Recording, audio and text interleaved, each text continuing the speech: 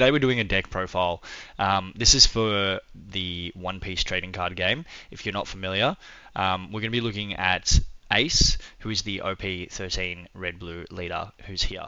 We're going to go through his abilities if you've never played him before and you don't know, how he would work. So in this instance, he's very similar to Shanks, who is a solo red leader, but on your opponent's attack, once per turn, you get to trash one card and then give a character or a leader minus 2,000 for that specific battle. Okay, so trash a card, neg 2,000 for that battle.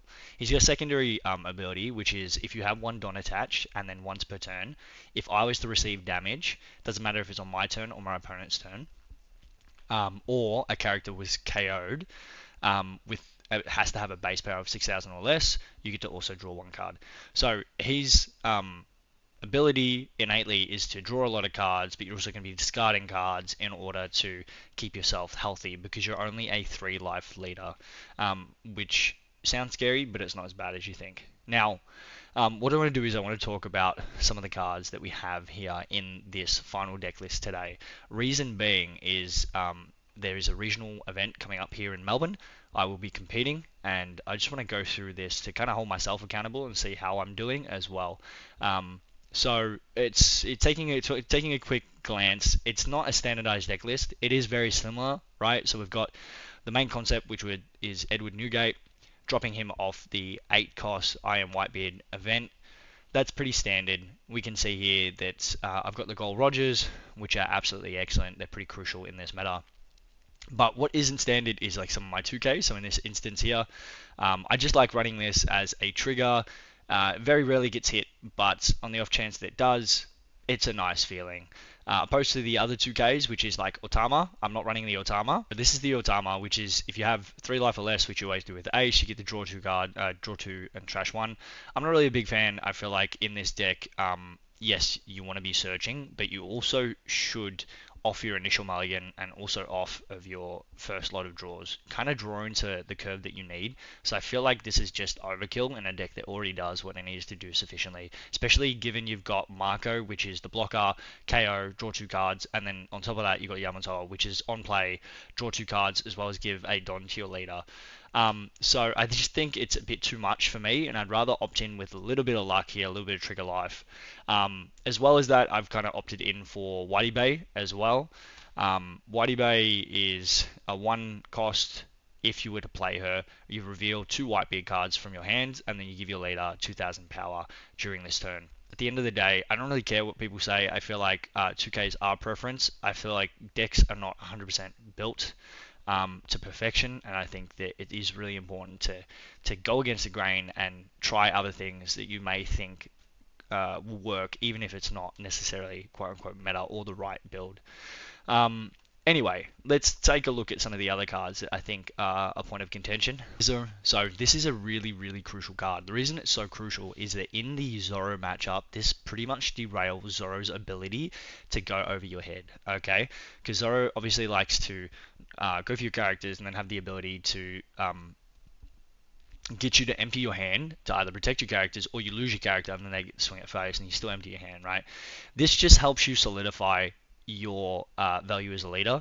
So you may trash a card if your leader has Whitebeard, which in this instance they do because they're Ace, and then you get to give minus 2,000 power for the turn to a character or a leader.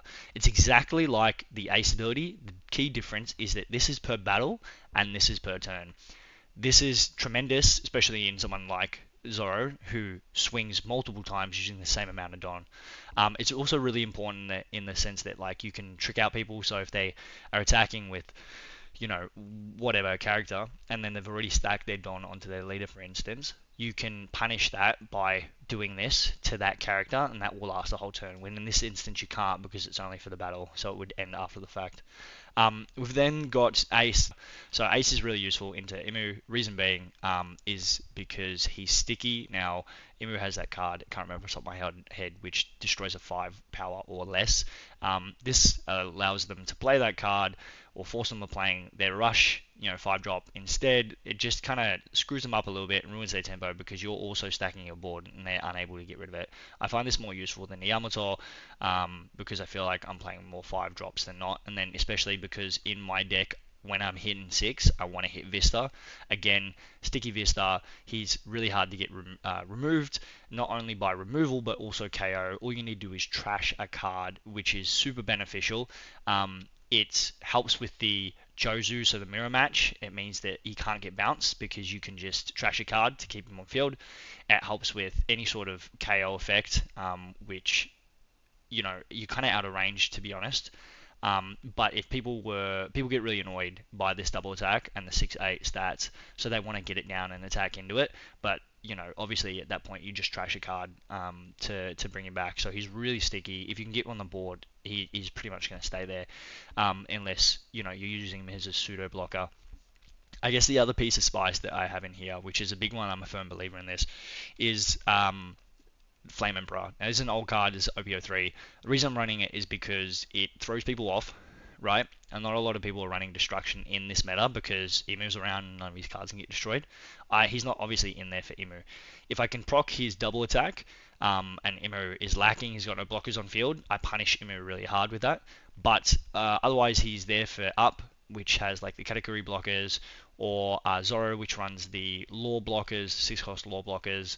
Now, ultimately, I think that this is a really useful card, and it has caught people off guard, and it allows you to close that gap, which sometimes I find myself having. Moving on to the pudding, the importance of the pudding is in the mirror matchup. Pudding is so crucial to help destroy your opponent's ace's hand.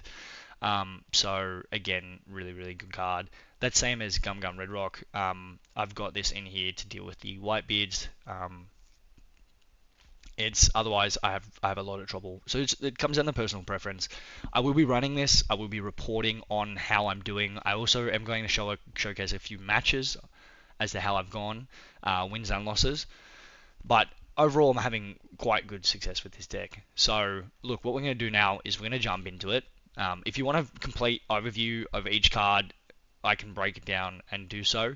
I'm very new to doing these, so please excuse me. Look, I love build crafting, so I do have a lot of decks that are really weird, that aren't the norm, but I try and net deck and then also then build my own thing, because I think I'm a firm believer in TCGs. A lot of it is knowing what your opponent's going to play, when they're going to play, and if you know a typical routine, you can kind of play around it. So adding a little bit of spice is really important to throw your opponent off, and sometimes it can really change the whole game in itself and or their cadence. Anyway, let's get into it and have a match. Alright, cool. So we're going to go into the mirror match. We can give this a run. We've drawn exactly what we need. That's a really good hand, to be honest. So I'm going to end up keeping that. Draw a Don. Hit him with the search. We got the blocker. I want the 5 cost so we can get some cards off of that, especially because we're on the 1-3-5 curve. I think that's super beneficial, and then we just end our turn as usual.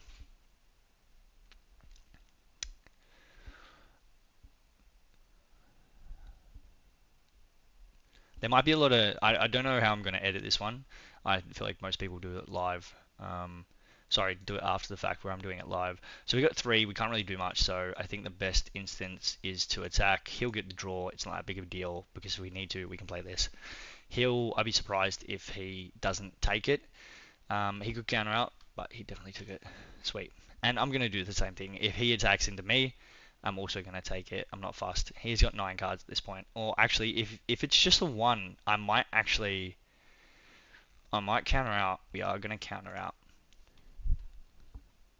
And he played that. So we got a 4 into the 5. He's got 8 there.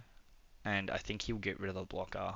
I think what we're going to do is next round we got 5, 6, 7. We're going to hit 7. Let's see what he does here. I think the best play is to hit this, to be honest, instead of placing the blocker. 4, 5, yeah, let's do that. I'm going to 7. I just want to get rid of his hand. Hopefully he doesn't counter out. Yeah, that's exactly what we wanted. So now he's drawn off of that, and we get to do this, which absolutely punishes him, which is fan-fucking-tastic. There was no better play in that instance, I think.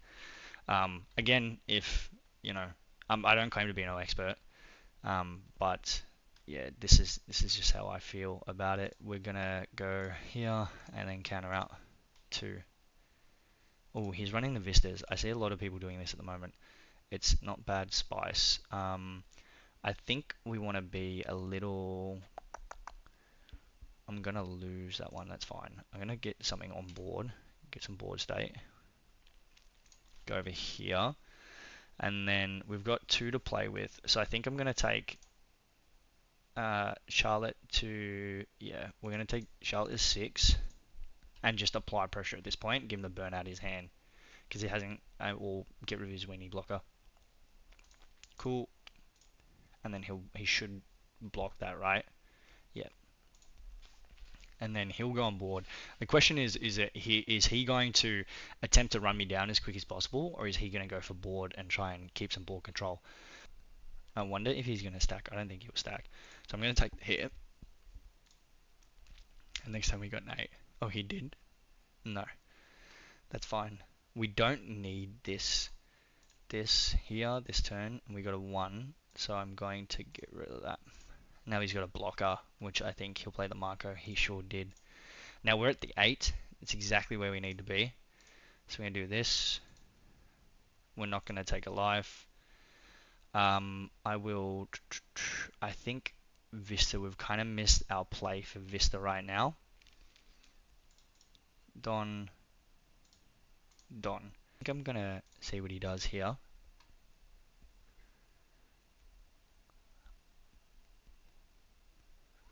Yeah.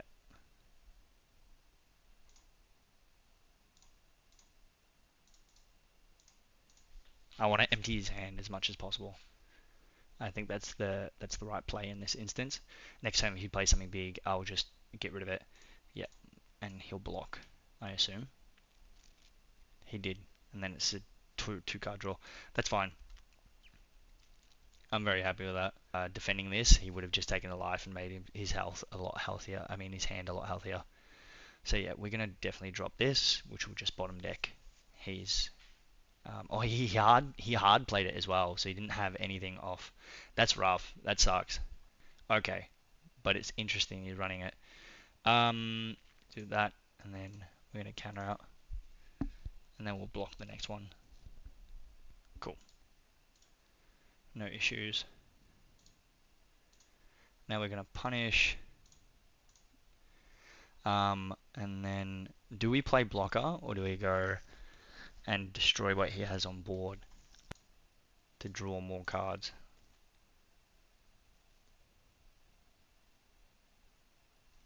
Okay. He got rid of Yamato.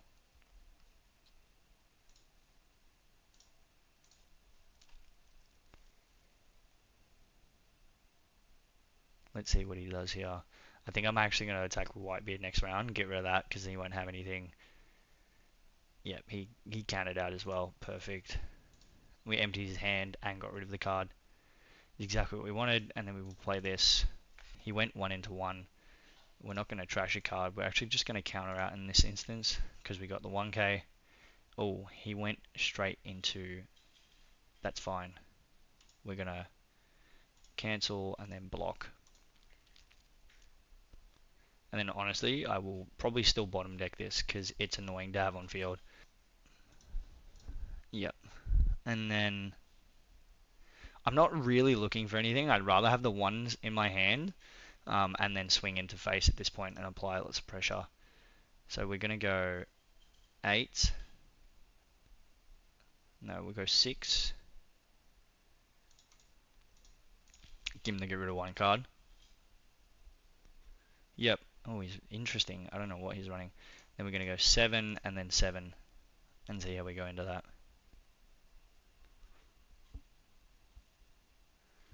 Yep. He'd probably take this one.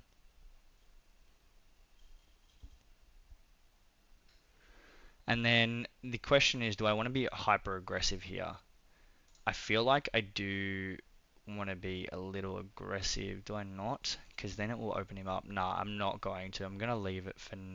Because if I take that life, he'd be 1 down. I'm in a really healthy spot. I think I will. I think I'm going to take it just on the off chance that he has a Gum Gum Red Rock. at least they get the value off of it. And I'm not in too bad of a spot realistically, because next turn I can play Goldie, and I can just like if he's gonna go 6 into it. Yep, no worries. We knew that. We're gonna counter out 1, and that's why I kept them in my hand. Yep, and then he went into Roger. He smart move would be probably get rid of one of my small bodies, which is fine. That's no issue. Um, do we go? We go 12 and then that. Give him to empty his hand a little bit. Go 6. Get rid of a card. Cool, and then we'll go 12. And then we will go.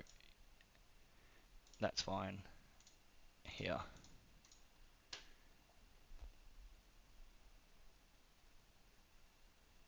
Beautiful.